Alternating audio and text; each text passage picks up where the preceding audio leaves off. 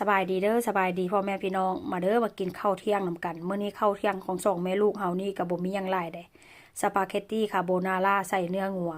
เบิ่งเนื้องัวค่อยพี่น้องงามแท้งามว่าค่อยก็ว่าจิราบแต่ว่าค่อยไปหาซื้ออันผ้าคีริ้วหรือว่าสบายนางหั่นนะบ่มีไปหาตามร้านตามซุปเปอร์มาร์เก็ตตามอันร้านร้านแขกไปหาตามร้านแขกก็บ่มีเพราะฉะนั้นแล้วก็บ่ฮู้ว่าลาบก้อยมันสิเกิดบ่พี่น้อง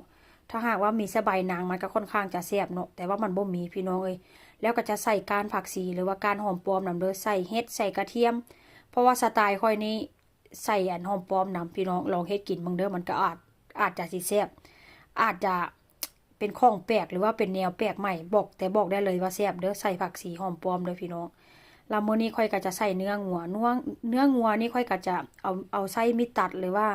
ใส่กรรไกรตัดเอาเด้อพี่น้องบางคนก็จะบอกว่า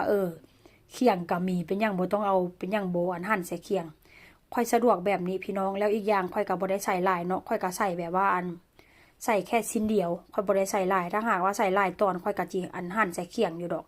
แล้วก็จะใส่นมจืดนำมื้อนี้ก็ได้หลังจากนั้นก็จิค้างหม้อหลังจากหั่นผักข้างเคียงแล้วทุกสิ่งทุกอย่างแล้วก็จิค้างหม้อกระท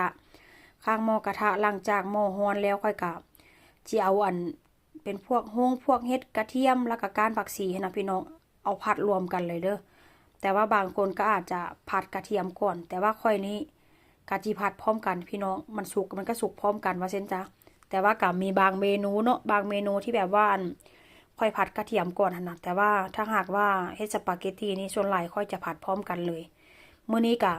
จะใส่ก้านผักชีพี่น้องเฮ็ดสปาเกตตี้นี่เมนูแหวกแปลกใหม่เด้อถ้าหากว่าผู้ใดอยากกินแซ่บๆหอมๆนะลองเอาก้านผักชีหรือว่าเอาถ้าหากว่าบ่มีก้านมันนะเอาใบนะพี่น้องมาหั่นแล้วไปผัดนำกันลองเฮ็ดกินบ้างเด้อเมนูนี้บอกก็ได้เลยว่าแซ่บย่าพาเฮ็ดตอนแรกก็แม่นค่อยนี่ล่ะพาย่าเฮ็ดที่เว้าสู่ฟังตอนแรกมันบ่มีผักชีฝรั่งเนาะค่อยก็เลยเอาหอมปลอมนี่ใส่ไปใส่มาแล้วก็แซ่บเด้ย่าก็บอกว่าฮู้จังสิเฮ็ดแต่โดนว่าซั่นเฮ็ดไปเฮ็ดมาแล้วก็เลยติดใจมาเลยพี่น้องแล้วค่อยก็จะใส่ไข่นำเด้อมื้อนี้เด้อเพิ่มโปรตีนแล้วก็จะใส่พริกไทยเล็กๆน้อยๆเพราะว่าก็ย่านลูกชายออกฮ้อนท้องว่าซั่นซะจะใส่เพื่อความหอมซื่อๆพี่น้องแก้ขาวของเนื้องัวหลังจากนั้นก็จะใส่ขนอนี่ก็ใส่ได้ขนอนี้มื้อนี้ก็เฮ็ดแปลกใหม่พี่น้องธรรมดานี่ก็สปาเกตตี้ที่แบบว่าออกสไตล์ยุโรปแท้ๆนะจะบ่ใส่ขนอแต่ว่ามื้อนี้ก็เฮ็ดออกครึ่งสเปนครึ่งไทยว่าเส้นซะครึ่งบ้านเฮาว่าเส้นซะพี่น้องหลังจากผัดไป